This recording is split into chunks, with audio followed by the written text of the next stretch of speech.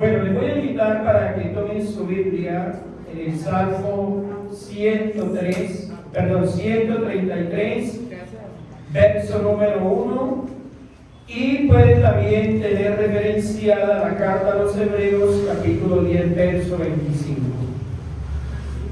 Vamos a dar lectura a la palabra del Señor en el Salmo 133, el verso número 1. Es un salmo muy conocido para nosotros y dice la palabra del Señor: mirad cuán bueno y cuán delicioso es habitar los hermanos juntos en armonía. Y en la carta a los Hebreos, capítulo número 10, verso número 25, la palabra del Señor nos dice de la siguiente manera. Gloria al Señor. Hebreos 10, 25. Dice la palabra de Dios: no dejando de congregarnos, como algunos tienen por costumbre, sino exhortándonos, y tanto más cuando veis que aquel día se acerca. Pueden sentarse, hermanos, que Dios añada bendición a su palabra. Voy a compartir la palabra del Señor en esta mañana bajo el tema: la necesidad del compañerismo bíblico. La necesidad del compañerismo bíblico. Desde que la raza humana empezó a multiplicarse, empezó a organizarse por grupos, y dentro de la organización grupal siempre hay un propósito. Una de las primeras agrupaciones que registra la Biblia la encontramos en el libro de Génesis, capítulo número 11, cuando un hombre llamado Nimrod tomó la iniciativa de reunirlos, y con un pensamiento un poco distorsionado del propósito de Dios, decidió hacer una torre cuya cúspide llegara hasta el cielo. Amén.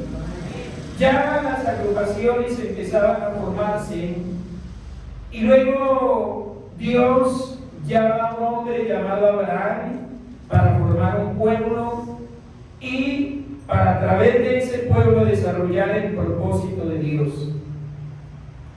Cuando nosotros miramos en la palabra de Dios, Dios nos ha creado para que seamos seres sociables. Amén. Para que seamos ¿qué? Seres sociables. Esto quiere decir que nosotros debemos socializar unos con otros. Y es donde la palabra de Dios nos marca una pauta, porque es asombroso. Yo me pongo a analizar lo que es la iglesia del Señor. La iglesia del Señor es un cuerpo que lo formamos diferentes miembros, y todos somos totalmente diferentes. Amén. Todos somos totalmente diferentes. Y el propósito de Dios es que en medio de las diferencias que hayan entre nosotros podamos armonizar y podamos desarrollar una función inherente a lo que es el cuerpo. Y ahí es donde vamos a analizar lo que la palabra de Dios nos demanda. El compañerismo.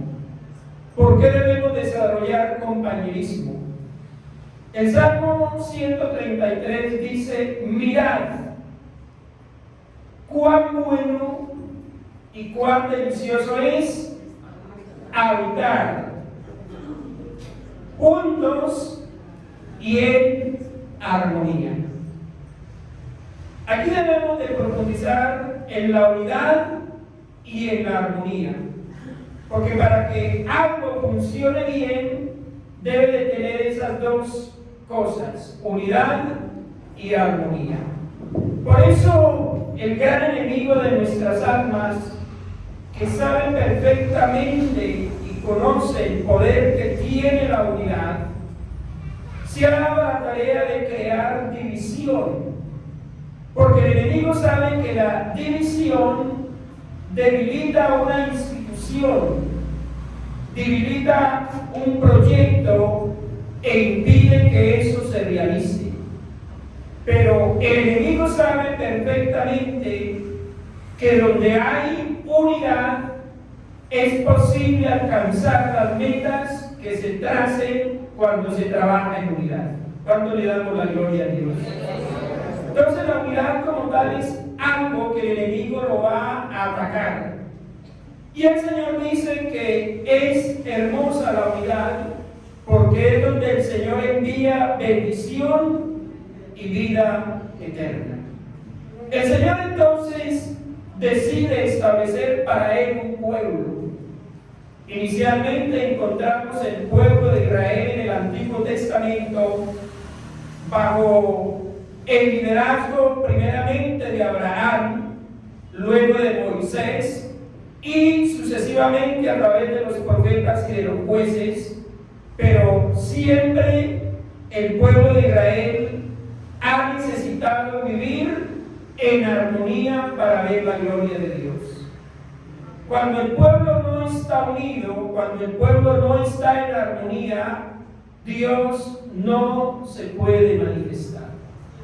Porque el principio de la naturaleza de Dios es la unidad. Y cuando Cristo da a conocer la oración sacerdotal que encontramos en San Juan 17, Jesús dice: Padre, yo te ruego que sean uno como tú en mí y yo en ti. Y cuando hablamos de esto, Dios el Padre, Dios el Hijo y Dios el Espíritu Santo siempre han estado en una unidad totalmente firme y en una unidad que es permanente. Eso se conoce como la unidad compuesta de Dios. Y en esa unidad Dios ha sacado adelante su propósito. Desde que Dios creó la iglesia o a su pueblo, Dios ha querido que todos nosotros entremos a formar parte de esa unidad y que nosotros mismos generemos compañerismo. Porque hay algo que todos tenemos en común y es una misma fe, un mismo Dios, una misma salvación y un mismo propósito: agradar a Dios. ¿O quién de los que están esta mañana aquí reunido no tiene como propósito agradar a Dios? Yo creo que todos, ¿cierto? Yo creo que aquí no haya una sola persona que no esté aquí con el interés de agradar a Dios. Y que hay falencias, sí las hay. Que tenemos falencias nosotros, claro que sí, porque somos seres humanos. Tenemos falencias porque somos seres humanos. No somos perfectos. No sé si hay alguien que ya es perfeccionado. Al no verlo, estamos en proceso de perfección. ¿Cuántos vamos en ese proceso de perfección? Amén. ¿Y cuántos hemos visto resultados en nuestras vidas? Amén. Yo creo que aquí todos, si nos ponemos a analizar nuestra vida, si empezamos a retroalimentar nuestro caminar con Cristo, podemos concluir que por la gracia y la misericordia de Dios vamos en un proceso de perfección. ¿Cuántos creen y le dan la gloria a Dios que vamos en ese camino de perfección? Cuando Dios establece el compañerismo en la Biblia, lo hace bajo los siguientes propósitos. Primero, porque el propósito de Dios con su iglesia y con su pueblo es que nosotros seamos una familia. ¿Cuántos creen que la iglesia es llamada a ser una familia? Somos llamados a ser una familia. Por eso nosotros nos identificamos como hermanos. ¿Cómo nos dirigimos al hermano? Hermano, Dios te bendiga. Y no sé si ustedes se han dado cuenta, cuando a usted no lo tratan como hermano, siente como ese vacío, como ese rechazo, ¿cierto? Porque es como si lo hicieran a uno sentir indigno. Cuando usted ve que una persona, todo el mundo le dice, hermano, Dios lo bendiga, hermano.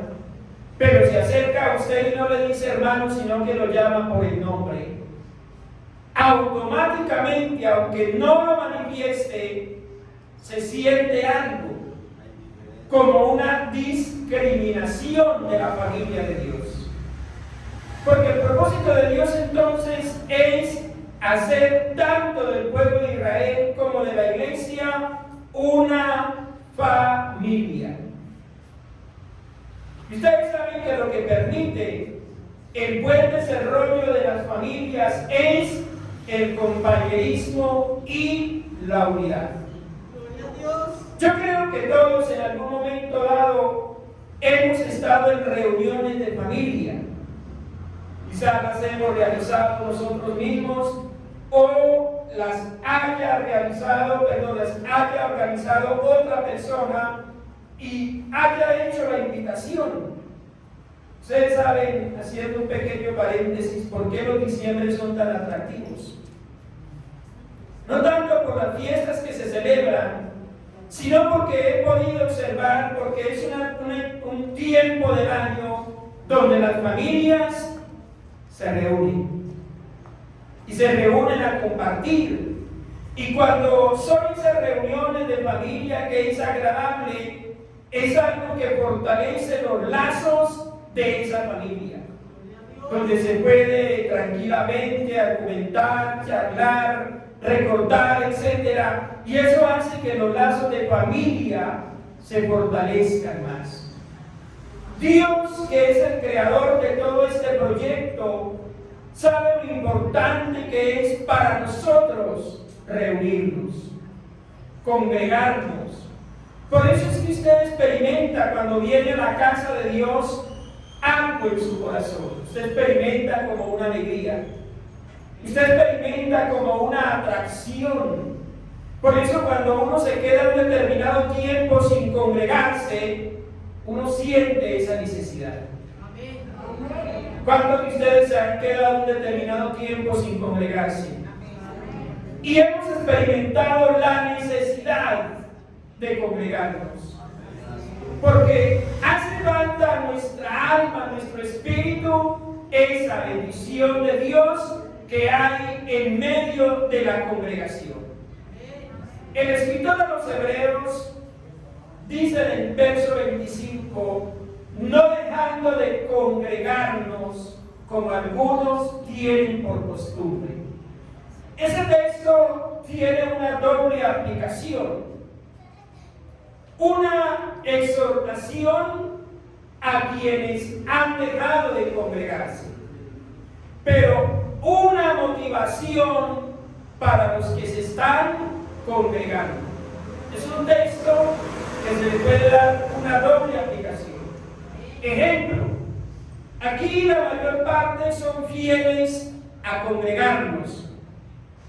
Pero si en un momento dado el Señor dice no dejen de congregarse, como algunos tienen por costumbre, entonces se aplica esa parte, es una costumbre mía congregarme. Entonces el texto me está motivando para que no deje de hacer eso. Pero también es aplicable para aquellos que por circunstancias que Dios y ellos lo saben, han dejado de congregarse. ¿Cuánto le damos la gloria a Dios? Gloria a Dios. Así que en estos dos versículos, Dios exhorta, el escritor nos insta a congregarnos. Y Hebreos dicen, porque allí envía a Dios bendición y vida eterna. Ahora, vamos a mirar algo. A medida de que los grupos van creciendo, porque la obra de Dios empieza en pequeños grupos y va creciendo, va creciendo. Si miramos la historia de Israel, la nación de Israel inició con Abraham, Sara, luego vino Isaac, el hijo de la promesa, luego vienen los hijos de Isaac, luego vienen los de Jacob, luego vienen las 12 tribus de Israel, y así sucesivamente el pueblo empieza a ir creciendo, hasta llegar a ser una nación poderosa sobre la faz de la tierra. Cuando dice la Biblia que cuando Jacob descendió a Egipto, fueron alrededor de 70 personas. Pero cuando salieron de la cautividad de Egipto, se cree un promedio de 2 a 3 millones de personas. Y luego Israel se establece, toma posesión de la tierra, Israel lo establecen como su nación, y hasta el día de hoy, ese pueblo que inició con un hombre, es una ciudad de más de 1 millón de habitantes. Porque Dios va creciendo. Si miramos al trasfondo de la iglesia inicia con el Señor Jesucristo. Luego vienen sus discípulos, que son 12. Luego la obra empieza a desarrollarse y hasta donde se puede tener un número aproximadamente es en el libro de Hechos de los Apóstoles, capítulo 2, capítulo 3 y capítulo 4, donde viene el derramamiento en el día de Pentecostés. En uno de esos mensajes se añaden a la iglesia 3,000 almas, en el segundo se añaden 5,000, ya hasta ahí hay un promedio de 8,000 más los otros que había. Pero del día de Pentecostés al día de hoy, hay sobre la faz de la tierra una iglesia que tiene miles de millones de cristianos que adoran y glorifican el nombre del Señor, y entre ellos estamos usted y yo, porque Dios lleva su obra de menos a más. Alabado sea el nombre de Dios. Dios le dio esa promesa a Abraham. Cuando Dios llamó a Abraham, le dijo, primero, hablando de la nación de Israel, le dijo, cuenta la arena del mar si puedes. Le estaba hablando de la descendencia terrenal del pueblo de Israel. Pero luego lo lleva y le dice, mira las estrellas del cielo y cuéntelas si las puede contar. Esas estrellas significaban la iglesia del Señor Jesús. Porque estaba hablándole de una descendencia celestial, de una descendencia espiritual, y la Biblia dice en Gálatas que nosotros los hijos de la fe somos hijos de Abraham. En la fe. O sea que hay una doble promesa, terrenal y espiritual. Y entonces esta iglesia empieza a crecer. Cuando nosotros miramos la iglesia se desarrolla de menos a más. Cuando ustedes pueden recordar el inicio de la obra aquí en Colombia, la obra aquí en Colombia empieza a desarrollarse aproximadamente en los años 50. Luego viene un crecimiento paulatinamente. Hasta el día de hoy, hermanos, la iglesia en Colombia es grande. Grande. La obra de Dios ha seguido avanzando.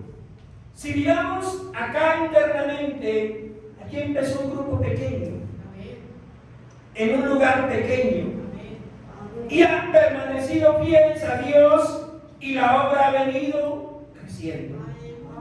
Ha venido desarrollándose. Pero ¿qué suele suceder cuando una iglesia empieza a crecer? Cuando una iglesia empieza a crecer, vienen cosas que a veces desconocemos. Se va perdiendo el afecto. Por eso es importante que usted y yo no perdamos el afecto espiritual y el afecto familiar. Por la gracia de Dios y nosotros como pastores, hemos tomado la decisión que la iglesia donde Dios nos establece a pastorear, la trabajemos más con un énfasis de familia. Porque cuando la iglesia se trabaja como una familia, es donde vamos a poder experimentar el amor paternal de Dios. Porque nos identificamos con un mismo Padre. El enemigo tiene como propósito fraccionar la iglesia. No sé aquí en Medellín, creo que también lo hay. Pero en Bogotá, por ejemplo, usted encuentra ya iglesias que solamente es para gente adinerada. ¿Usted cree que esa actitud le hace bien a la obra de Dios? Porque ya está fraccionada la iglesia. Y la iglesia no puede ser fraccionada ni por cuestiones de cultura, ni por cuestiones de economía, ni por nada de eso. La iglesia del Señor tiene que ser unida en los vínculos del amor, de la paz y en la alianza del Espíritu Santo. Así tiene que avanzar la iglesia del Señor. Si la iglesia del Señor no avanza así, entonces no hay armonía. ¿Cómo se siente usted en un lugar donde es estigmatizado? ¿Puede usted experimentar armonía en un lugar donde siente rechazo? No. Entonces, cuando la Biblia dice, mirad cuán bueno y cuán agradable es habitar los hermanos juntos y en armonía. Entonces, para eso vamos a tomar la palabra de Dios, vamos a pasearnos por los textos de la Biblia y vamos a encontrar otro propósito por el cual la iglesia debe de trabajar en el propósito de la armonía. La iglesia necesita un pastoreo. ¿Cuántos creen que la iglesia necesita un pastoreo? Entonces aquí es donde vamos a empezar a hacer un análisis cada uno de nosotros. Vamos a comparar a la iglesia con una familia. Ustedes saben que cuando hay una familia, está el papá y la mamá que componen el hogar y empiezan a llegar los hijos. Por lo regular, los hijos mayores, les toca desempeñar un papel que para unos puede ser agradable, para otros no. Porque ellos empiezan a llevar la carga de ¿quiénes? De los menores. Ustedes se han dado cuenta que en las familias que son numerosas y cuando ya el hogar está establecido, el hijo mayor o la hija mayor empieza a sentir toda la responsabilidad paternal o de madre sobre sus hermanos. Y el hijo mayor, por naturaleza, se vuelve protector del menor. Levanten la mano los que han experimentado eso. Como hijos mayores, ¿usted ha sentido la necesidad o ha experimentado como esa responsabilidad de ser el protector del menor? ¿Qué enseñanza podemos extraer hoy para la iglesia? Que los hijos mayores en la iglesia, allá usted se ubica en el tiempo que lleva. Ya los hijos mayores en la iglesia debemos empezar a buscar el rol con los menores. ¿Quiénes son los menores? Los que están recién convertidos. Esa es la palabra. Entonces usted va a ubicar su rol como hermano mayor dentro de la iglesia y al hermano menor, así tenga más edad que usted, pero es menor en la fe, usted se debe de constituir para él en un protector. porque Él necesita su cuidado, porque Él necesita su ayuda, porque Él necesita su sabio consejo. Y es ahí donde vamos a entender. Estuve estudiando este tema y me llamaba mucho la atención, porque vamos a encontrar, por ejemplo, en la carta del apóstol Pablo a los Romanos. Voy a leer lo que encontré y luego miramos las citas bíblicas. Primero, somos miembros los unos de los otros. Segundo, debemos amarnos unos a otros. Tercero, debemos honrarnos unos a otros. Cuarto, debemos aceptarnos unos a otros. Debemos amonestarnos unos a otros. Saludarnos unos a otros. Servirnos unos a otros. Sobrellevar las cargas los unos de los otros. Soportarnos los unos a los otros. Someternos los unos a los otros. Y por último, orar los unos por los otros. ¿Cuál es el común denominador de este texto? ¿Qué le llama la atención de lo que le leí la palabra que es repetitiva? Los unos a los otros. ¿Cuánto le damos la gloria a Dios? Ya identificamos que la iglesia es una iglesia de una diversidad. Algo que por la gracia de Dios hemos aprendido en el pastorado. Y es uno de los motivos por los que yo amo y oro por esta nación. Colombia es el país más lindo que hay. Y es un país que tiene una diversidad cultural. Porque en Colombia hay una diversidad cultural. Por lo regular, cada departamento de Colombia tiene su propia cultura. Y es bonito cuando uno está en medio de ellos, porque uno aprende de todos. La iglesia también tiene una mezcla cultural. Aquí la mayoría somos paisas, ¿cierto? Pero aquí hay gente de otros departamentos. Nosotros tuvimos la bendición de pastorear una iglesia que había gente de casi todo Colombia.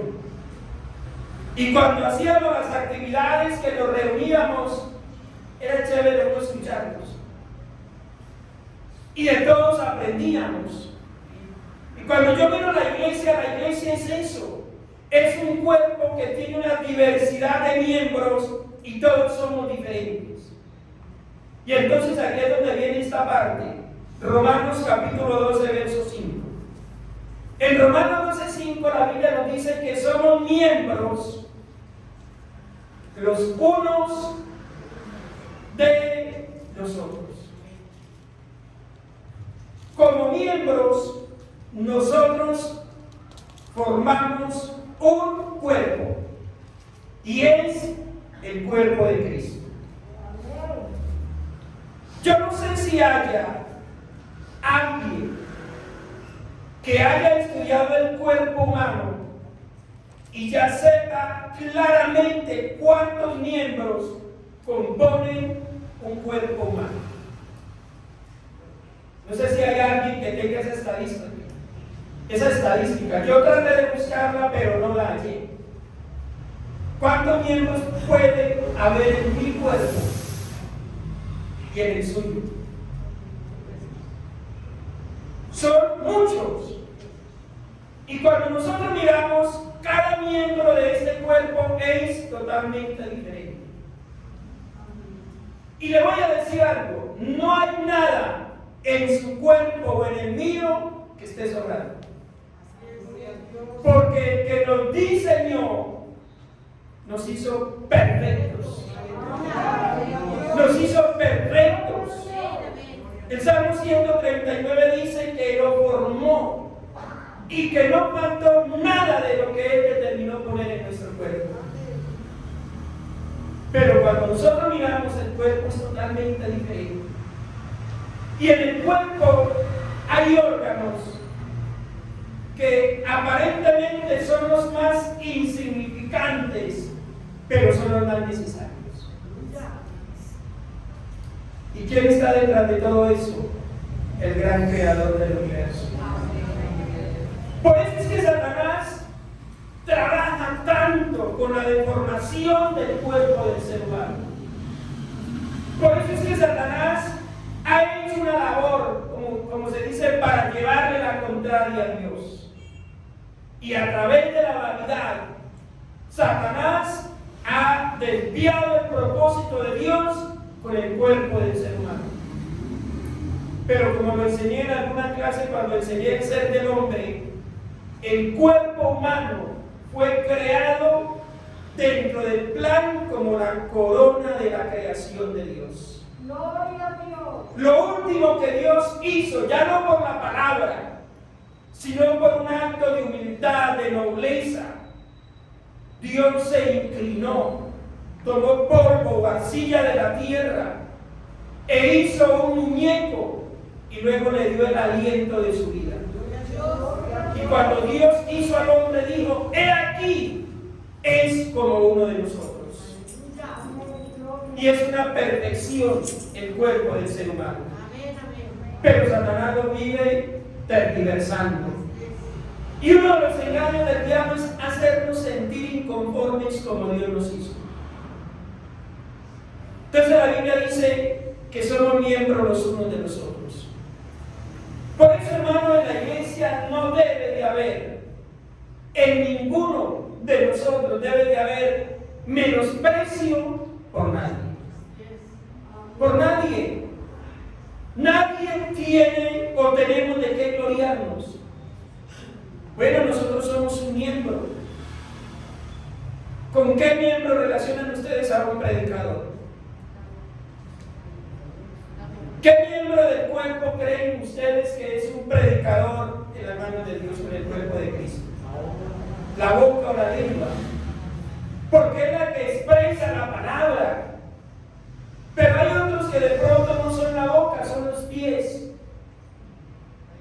Y por eso es que cuando Pablo habla del cuerpo de Cristo y de los miembros, dice que no le puede decir el ojo a la oreja: usted no sirve.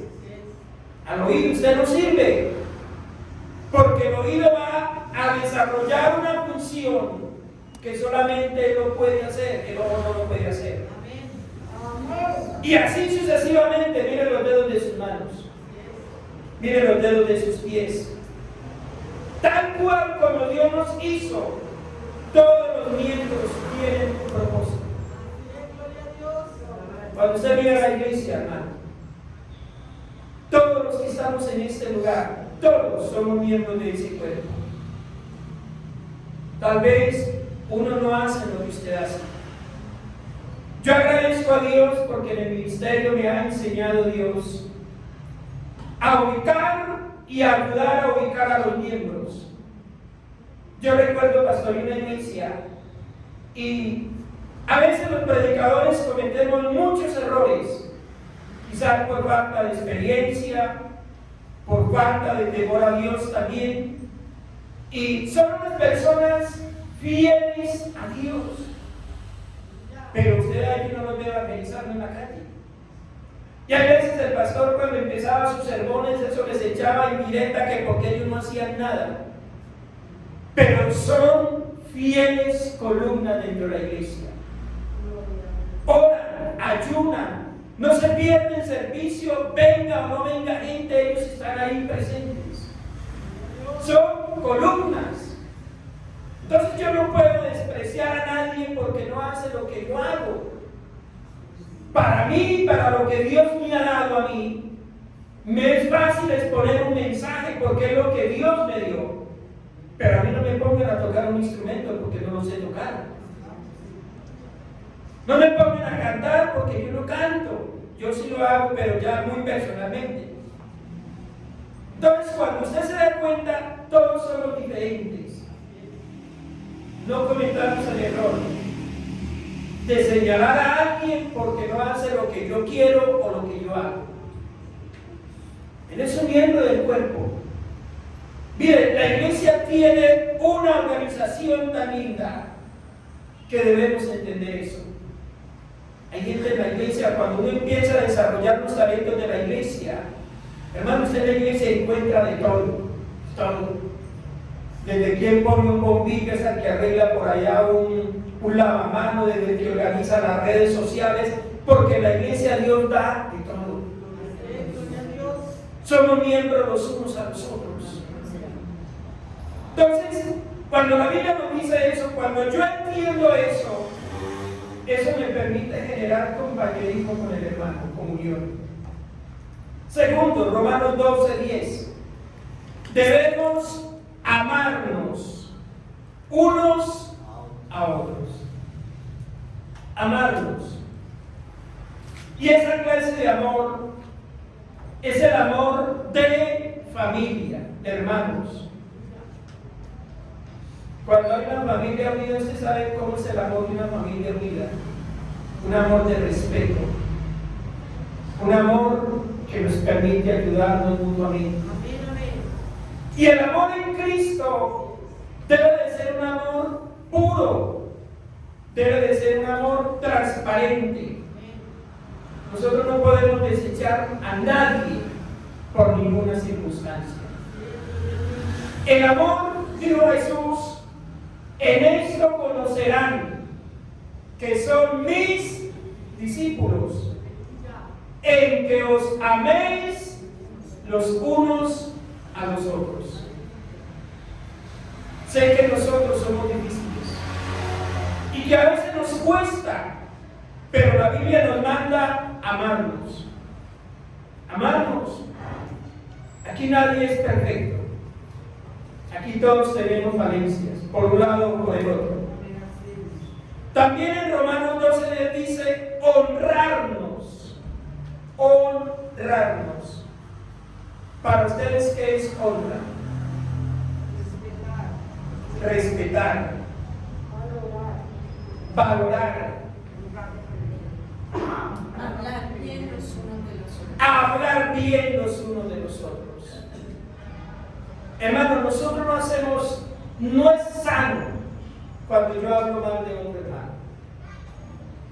Mire, siempre he creído que si hay diferencias que arreglar, llame a su hermano, llámelo, hable con él o con ella y manifiéstele lo que no le gusta.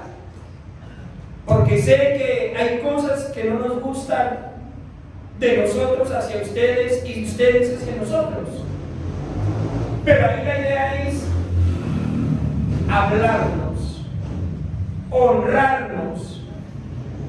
La Biblia dice que al que honra, honra, y al que respeto, respeto. Y nosotros necesitamos honrarnos. ¿O a quién no le interesa la honra? Yo creo que a todos. ¿Cierto, hermano? Porque la honra dignifica a la persona. Porque la honra le da un lugar de privilegio a la persona. Y por eso se genera la armonía. O dígame, cualquiera de ustedes, ¿cómo se siente usted en un lugar donde le han deshonrado? ¿Le gustaría estar en un lugar donde le han deshonrado? ¿Se siente bien en un lugar, por ejemplo, que usted vaya a un lugar y allá hay personas que le deshonraron con razón o sin razón? ¿Usted se sentirá bien? No. Por eso en la iglesia, hermano, hay que tener cuidado con esto. Hay que tener mucho cuidado cuando hablamos de los hermanos. ¿Con quién hablamos y dónde lo hablamos? La honra es algo que debemos practicar entre nosotros. Romanos 15:7 dice aceptarnos. Esa palabra, pongámosle alto cuidado, aceptarnos. Y aceptarnos significa tal cual como somos. ¿Saben que nosotros debemos aceptarnos los unos a los otros? Esa expresión de que es que ¿cómo es? Lo masco pero no lo trago. Eso no está bien dentro del cristianismo. Lo otro, uno acepta al hermano cuando tiene libertad de saludarlo y acercarse a él. Mire, hay veces somos tan infantiles. ¿Por qué hay diferencias? Nosotros tenemos diferencias, porque todos somos distintos. Pero de ahí a que yo voy a dejar ya de saludar al hermano por una diferencia, estamos mal. Estamos mal, y eso hace parte de una inmadurez. Nunca se me olvida la palabra de un amigo, porque usted sabe que en la vida cristiana hay de todo. Y hace muchos años yo era muy tremendo. Yo manejaba mucho la parte del rencor. Y entonces, cuando el Señor me llamó al ministerio, un hermano me dijo: hermano, no se le olvide, el Señor Jesús nunca guardó rencor. Y no se le olvide que Jesús comía con Judas, caminaba con Judas y compartía con Judas. Ustedes saben que Judas era el enemigo de Jesús. Y ustedes saben que Judas era el que iba a entregar a Jesús, y Jesús sabía eso. Pero ¿qué hizo Jesús? Lo aceptó tal como él era. Porque Jesús no desechó a Judas. Judas fue el que desechó a Jesús. Y miren que Judas nunca le dio un lugar de privilegio al Señor. Ustedes han leído la vida de Judas, han leído la biografía de Judas, yo los invito. Y usted va a encontrar que Judas nunca le dijo al Señor, a Jesús nunca le dijo Jesús, nunca le dijo Señor. Siempre lo trató de maestro. ¿Por qué Judas actuaba de esa manera? Sencillamente porque Judas nunca vio a Jesús como su Señor. Es como muchas veces, hermano, hay personas que no lo aceptan a uno, no lo aceptan. Para muchos es difícil que Dios le haya bendecido, que Dios le haya levantado. Y cuidado, hermanos líderes, cuando el Señor los empiece a levantar. Cuando el Señor los empiece a levantar, hay personas que no los van a aceptar. Porque para ellos va a ser imposible que ellos que llevan tantos años no tienen los privilegios que Dios le va a dar a usted. Y lo van a empezar a rechazar. Nosotros debemos aceptarnos unos a otros. En alguna ocasión yo he amado la obra de Dios y he apoyado a todos los que quieren trabajar. Y en alguna ocasión estaba en una iglesia, y gracias a Dios yo aquí eso no lo veo en los jóvenes. Y el día que lo vea yo se lo digo. Los jóvenes son muy dados a desechar a los ancianos, a menospreciarlos. Y yo le quiero decir a los jóvenes: uno no debe desechar a nadie por anciano que sea. Yo alguna vez le decía a los jóvenes: miren, lo que hoy nosotros somos, por la gracia de Dios, se lo debemos a ellos. Porque los ancianos oran constantemente por nosotros. Y como le decía alguna vez a uno de ellos, mientras usted estaba por allá haciendo diabluras, haciéndole daño a la sociedad, esos ancianos que usted menosprecia se estaban clamando a Dios misericordia para que los salvara. Entonces, ¿por qué tratarlos con indiferencia? ¿Por qué menospreciarlos? Debemos aceptarnos unos a otros. Pero es que el hermano ni sabe leer, que medio se le entiende. Pero Dios lo llamó. Dios lo llamó a él. Es que el hermano no tiene el mismo carisma que tengo yo, que tiene otra persona. No, Dios lo llamó a él, Dios la llamó a ella. Hay que aceptarnos. Si nosotros no aprendemos a manejar esto y no ponemos en práctica esos consejos de la Biblia, no podremos tener armonía ni compañerismo en la iglesia. Hay gente que está en la iglesia, pero usted lo ve que parecen llaneros solitarios. Ellos no determinan a nadie. pasar por el lado suyo y ni le saludan y siguen derechos. Hermano, déjeme decirle algo. La iglesia no es llamada a la indiferencia. La iglesia es llamada a socializar. Aquí no hay espacio más para uno que para otros. Aquí todos tenemos que entrar por el mismo orden de la palabra de Dios. Debemos aceptarnos. Hay personas que les cuesta aceptar a otra persona. En alguna ocasión pastoré una iglesia también donde había una hermana que oraba a Dios para que Dios salvara las almas. Y una vez salvó un alma como que era culebra de ella en la vida antigua. Y tan presto ella llegó a la iglesia y decía, no, pastor, yo ahí no me quedo, yo me voy. Y dije, pues, ay, ¿qué llegó la persona? Y yo le dije, hermana, pero no estamos orando para que el Señor traiga gente a la iglesia, ¿por qué se va a ir? No, pastor, yo no la soporto. Entonces le dije, bueno, hermana, haga lo que usted quiera, ¿qué va a hacer? Entonces, antes de tomar la decisión, yo le dije, hermana, yo me pregunto algo. ¿Usted piensa ir al cielo? Claro, pastor. Y yo le dije, bueno, hagamos de cuenta que usted se muere mañana y se va para el cielo. Y en el resto de la semana se muere la vecina que le llegó y llega al cielo. ¿Usted qué hace? Porque usted se va a ir de la iglesia porque no la soporta. Pero va para el cielo, y cuando ella llegue al cielo, ¿para dónde se va a ir? Lo único que le queda es el infierno. Porque, hermano, no queda otro lugar. Hay gente que toma esa actitud. Toman esa actitud porque hay alguien al lado que tiene que trabajar con alguien que no le gusta. Entonces dice, o se va él o me voy yo. Esa no es una actitud correcta, hermanos. Usted no puede actuar de esa manera. Aquí la Biblia dice, aceptémonos unos a otros. Aceptémonos. Ah, que yo soy difícil, téngame paciencia. Perdóneme esta, hay otra sí que le voy a hacer. Eso queda como un de para arriba, ¿cierto? No, la idea es que mejoremos. Pero mientras se mejora, hay que tener paciencia.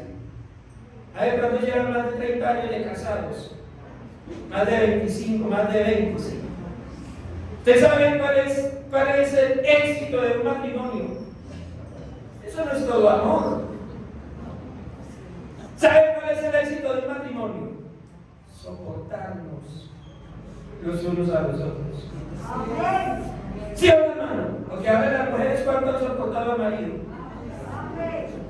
¿Sí lo han soportado? Y que hablen los maridos, ¿cuánto las han soportado? De ella sí, ¿cierto? De ella sí. Pero el éxito de una estabilidad matrimonial es soportarnos los unos a los otros. Porque somos diferentes. Que no vaya a creer que usted ve un matrimonio de 50 años es solamente amorcito, amorcito. Detrás de eso hay mucho soporte. Detrás de eso hay mucho aguante. Detrás de eso, hermano, hay mucha tolerancia. Y entonces la Biblia dice, aceptémonos, soportémonos y amonestémonos unos a otros. Amonestar no es regañar. Amén. Cuando dice amonestarnos los unos a los otros, hay hermanos que no soportan que les digan nada. Alguna vez me decía una hermanita de esas que son bien agrias. Mire, pastor, es que a mí que no me digan nada porque es que yo soy así. Y a mí me da tarea cuando le veo esa actitud. Y yo le digo, pues siga siendo así, hermanita, a ver quién pierde más. Con su forma de ser no va a llegar ni a la esquina. Hermano, la Biblia nos dice que nos debemos amonestar los unos a los otros. Ahora, ojo con esto. Hay gente que es buena para decirle a los demás de todo. Usted no lo vas a encontrar en la iglesia. En la iglesia hay más de uno que es bueno para cantarle a usted la tabla, hermano, como sea. Y el decir de ellos es que yo soy así. Pero usted no la vaya a decir ni esto. Porque se pega la despelucada del siglo, hermano. porque se enojan. Dicen, ay, es que me habló muy duro. Ay, es que mire lo que me dijo. Pero cuando ellos hablan, no, ellas hablan como son. Y se nos olvida, hermano, de que la Biblia habla de la ley de la siembra. Si a usted no le gusta que le traten duro, trate suavecito. Como dice el dicho por ahí de la calle, hagamos despacito, ¿cierto? Así es que dicen por ahí, entre bomberos no nos pisamos la manguera, dicen por ahí. Pero hermano, cuando la Biblia nos dice amonestarnos unos a otros, hay gente que no quiere aceptar ninguna clase de amonestación. Y la Biblia lo demanda. Hermano, ¿por qué yo debo de ser exhortado? Yo debo de ser exhortado porque yo no soy perfecto. Y yo debo de ser amonestado porque yo no siempre hago las cosas bien. Y el propósito de la amonestación es que yo sea llamado a un orden. No vaya a ser por ahí como un hermano que le decía, hermano, ¿usted por qué no ha ido a la iglesia? ¿A usted qué le importa? El problema mío, dicen algunos. Aquí no se ve nada de eso, gracias a Dios. Aquí la iglesia es bien adoctrinada. Pero hermano, hay lugares, hermano, donde la gente son así, de una formación tremenda, y ellos contestan así con 2 piedras en la mano de una vez. Les cuento una anécdota. Alguna vez visitamos la iglesia en Mapiripán, nos quedamos hablando con la pastora, y con todo el respeto de los hermanos de Boyacá, ellos son muy, en su forma de ser. Y eran unos hermanos del campo, estaban empezando una iglesia. Entonces cuando les mandaban un líder allá y les hablaban esos tremendos, no decían ni amén. Entonces, como entre ellos se conocen sus dichos, la hermana, que era un poco entendida, dijo, no, si cuando usted vaya, dígales, para que ellos hablen, digan, hermana, una exageta. Y ellos así entienden. ¿Sí me entienden, hermano? Hermano, abre la jeta y alabe a Dios. Eso hacía y a ellos le daba risa. ¿Cuándo le damos la gloria a Dios? Era saberles llegar, me decía la pastora. Pastora, hay que saberles llegar a mis paisanos. ¿Cuándo le damos la gloria a Dios? Pero ellos no aceptaban la amonestación de otro lado. ¿Cuándo le damos la gloria al Señor de Dios? Y nosotros debemos amonestarnos. ¿A cuántas esposas les gusta que el esposo las amoneste? Ay, ya no me quiere. Es que me habló tan duro. ¿Por qué me habla así, mi amor? No, es que la estás amonestando.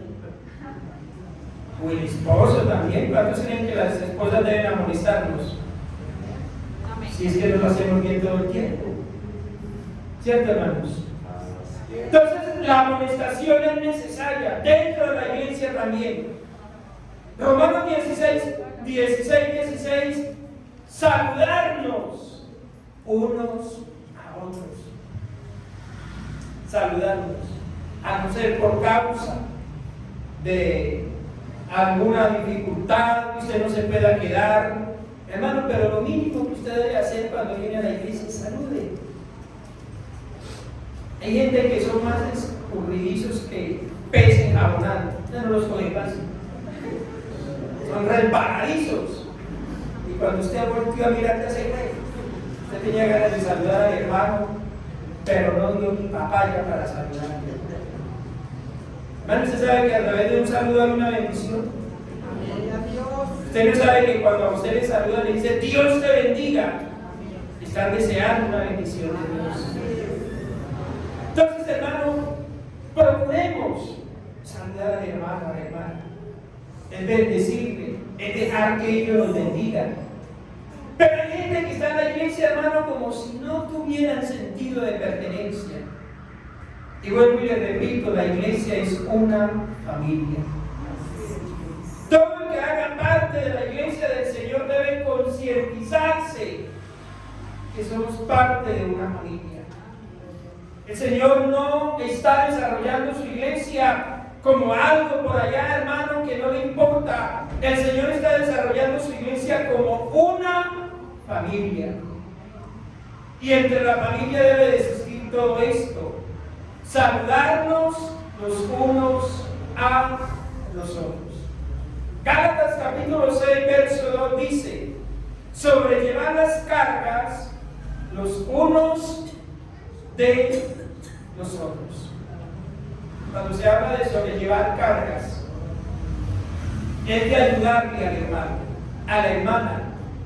Hay hermanos que literalmente necesitan que les ayudemos con una palabra de oración. Bueno, hay muchas maneras de sobrellevar las cargas los unos de los otros. Y esta parte que me llama mucho la atención en en Efesios 4:2, es soportarnos los unos a los otros. ¿Qué es soportar? Aguantar. Es que a veces nosotros somos maluquitos, ¿cierto? Y ahí dentro de la iglesia hay unas bendiciones de Dios que para soportar hay que tener paciencia. Yo ni lo olvido. Usted ni lo olvida. Ay, hermano Richard, ¿cómo así, hermano? Usted ni lo olvida. ¿Cuánto le damos la gloria al Señor? Pónganle pues cuidado a esa parte tan importante. El hermano Richard dice que no lo mira, pero nosotros sabemos por qué. Pero hermano, usted sí lo mira. Bastante que lo han mirado. Amén. Entonces aquí dice la palabra de Dios: soportarnos los unos a los otros. Hay que tener paciencia. Paciencia debemos tener nosotros para soportarnos. Es que el hermanito no me cae bien por A, B, C, por lo que sea. Sopórtenlo. Y no vayan a ser como en alguna ocasión hay hermanos que se sienten dueños de la iglesia y echan la gente. Hermanos, que en la viña del Señor dicen por ahí que se ve de todo. En alguna ocasión alguien me decía: ¿cómo le parece, pastor, que me echaron de la iglesia? Y yo: ¿cómo así? Sí, que tal persona me dijo que yo allá ni para qué volvía. ¿Cómo la ven? Para enmarcarla, ¿cierto? Y prenderle velitas. Hermano, nosotros no podemos hacer eso. Nadie tiene derecho de expulsar de la iglesia a nadie. Eso lo hace la iglesia católica, que descomulga. Pero nosotros no somos llamados a descomulgar a nadie, sino más bien a comulgar los unos con los otros. A esos que somos llamados a comulgar los unos con los otros. Y hay que entender que hay ocasiones donde se forman diferentes lazos de amistad y de armonía por ya cosas distintas. Pero la iglesia debe de practicar todo esto. Ahora dice: someteos los unos a los otros. Someteos. A ver, ¿quién ha entendido bien qué significa la palabra someter? Obedecer. ¿Cierto? Obedecer. ¿Cuántos se han casado? Amén. Levanten la mano los que estamos casados. Hay gente que está casado y todavía no significa qué fue lo que hicimos. Miren, cuando uno se casa, hermana, usted que todavía no se ha casado y se piensa casar, hermano, usted que todavía no se ha casado y se piensa casar, el día que usted se casa, ese día le somete su voluntad a la otra persona. Amén, hermana, así se dice, amén. Por eso es que ya la voluntad de uno queda sometida. La voluntad de la mujer queda sometida ¿a quién? A la esposa. Por eso es que ya él y ella tienen una autoridad y un señorío sobre la vida de la otra persona. Por eso es que ya no se le extrañe que si le gusta mucho ir donde su mamá, ya le tenga que pedir permiso a su esposo: mi amor, me deja ir a visitar a mi mamá. Y puede que le diga que sí o puede que le diga que no. Y entonces ya viene ese cuentecito que yo primero conocí mamá, entonces ¿para qué se casó? ¿Para qué la dejó? ¿Sí han escuchado eso? Que ya son casados y entonces hay restricciones y el marido le dice a la mujer o la mujer le dice al marido: es que yo primero conocí a mi mamá. Pero yo tengo que decir, entonces, ¿para qué le dio la espalda? ¿Para qué se casó? ¿Para qué la dejó? Si primero la conoció a ella. Hay gente que no piensa lo que dice. Yo alguna vez daba una consejería y me decía una hermanita bien cristiana: pastor, es que mi marido me prohíbe, y yo le dije que primero conocí mamá que esposo. Y yo le dije: hermano, ¿usted por qué no pensó cuando se casó y usted prácticamente la estaba traicionando a ella por quedarse con él? ¿Y sabe qué dice el cura o qué dice el texto en la ceremonia?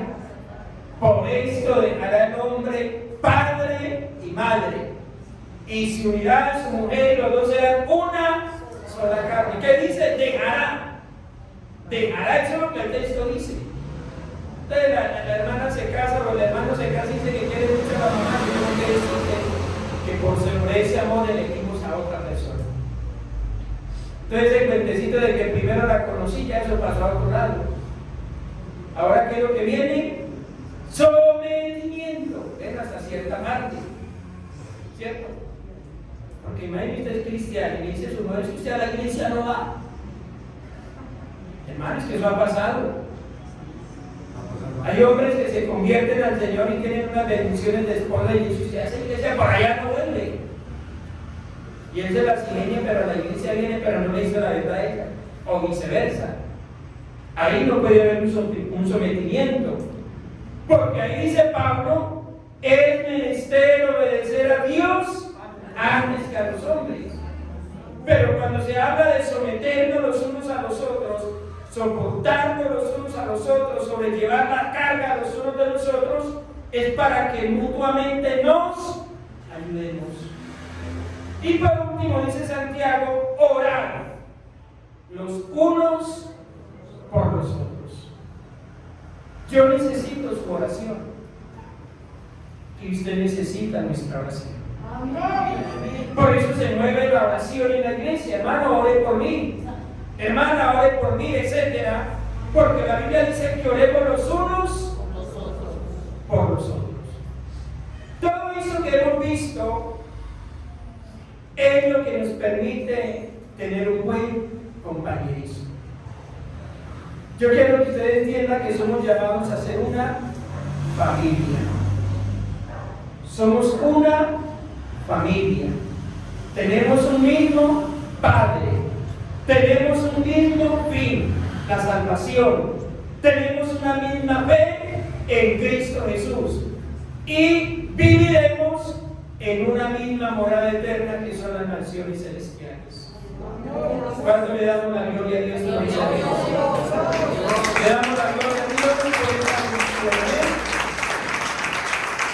Si practicamos esto que está escrito en la palabra de Dios, vamos a generar compañerismo.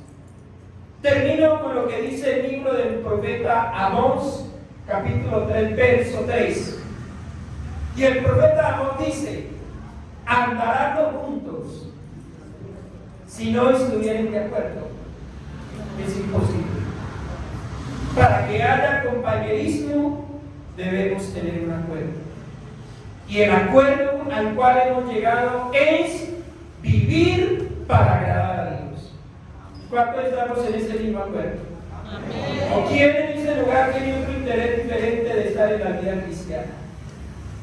Yo creo que ese propósito lo tenemos todos: agradar a Dios. Ya lo demás son añadiduras que Dios viene dando en su camino, y por lo cual vamos a ser bendecidos. Así que si ponemos en práctica todo esto, vamos a cumplir lo que dice el Salmo 133. Mirad cuán bueno y cuán delicioso es habitar los hermanos juntos y en armonía. Sea Dios bendiciendo su palabra. Vamos a orar, hermanos, para terminar esta parte. Soberano Dios y Padre bueno que está en el cielo, te agradecemos por tu palabra, porque a través de ella, Señor, tú nos instas, tú nos ministras, tú nos formas, tú nos alientas, tú nos corriges, Señor. Pero ante todo, tú nos bendices, Padre de la gloria. Muchas gracias por la inspiración de tu palabra en tus siervos, y la manera como hoy nos permites conocerla. Te damos gracias en el nombre de Jesús. Amén Amén y amén. y amén.